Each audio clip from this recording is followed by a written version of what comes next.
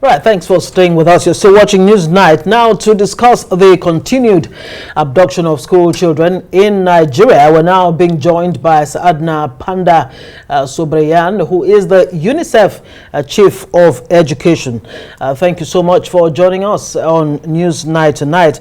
Well, let's talk about your report. You've been monitoring events in the last 10 years since Chibok girls were abducted in Nigeria. Tell us more about your findings. Good evening, and thank you for having me on the program. So in 2021, Nigeria developed the minimum standards on safe schools. This was to operationalize the policy on school safety that it developed in that year. So the minimum standards on safe schools describe the minimum capacity, infrastructure, and disaster preparedness that must be available at a school to protect children from all forms of threats. And so what we did is that we developed a monitoring tool to be able to monitor the 21 standards that are defined in these minimum standards on safe schools. And we administered it across 10 states in the north of the country because this is where insecurity is the highest.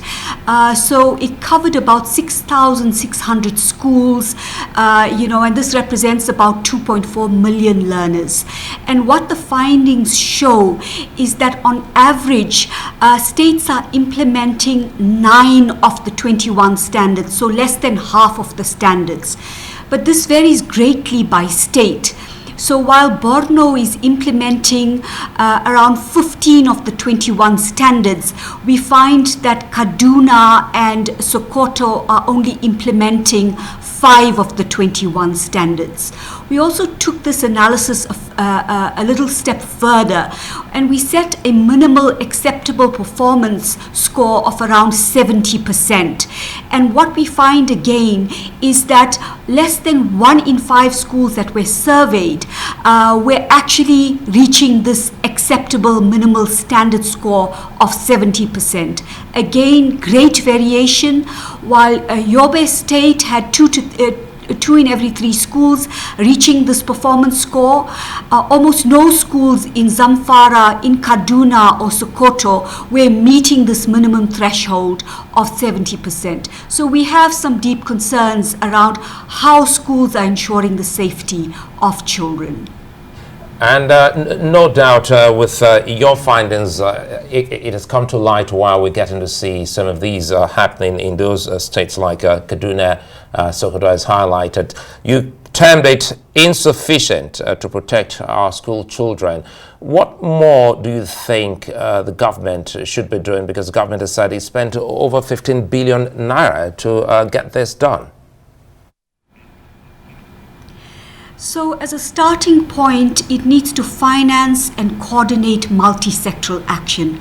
This must not only happen at a federal level, it also needs to happen in every single state.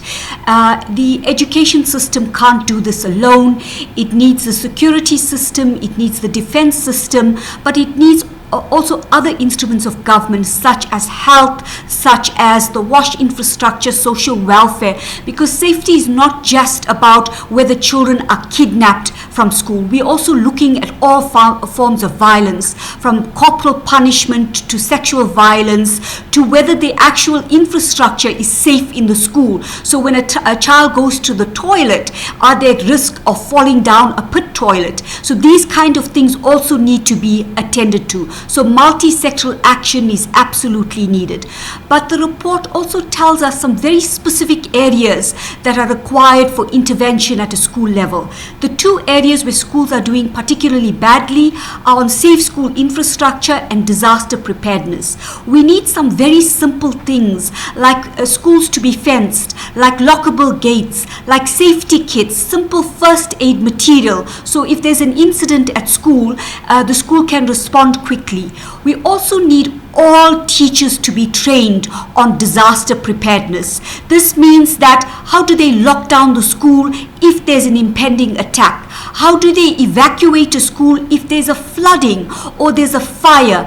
Teachers need to be taught the know-how of doing this, and they need to practice it together with the students. So there needs to be a regular fire drill in the school, so that if there is a fire, everybody goes on autopilot and they know how to exit the schooling system.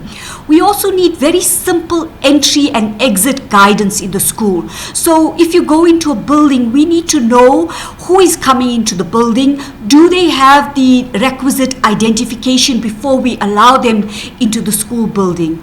Also, a critical thing that we need to learn from the past 10 years is that when these attacks happen, there are patterns of how these things happen. We need to gather this intelligence and develop an early warning system that helps us mitigate the risk and say what is the next hotspot as to where an attack is likely to happen and how can we prevent it from happening.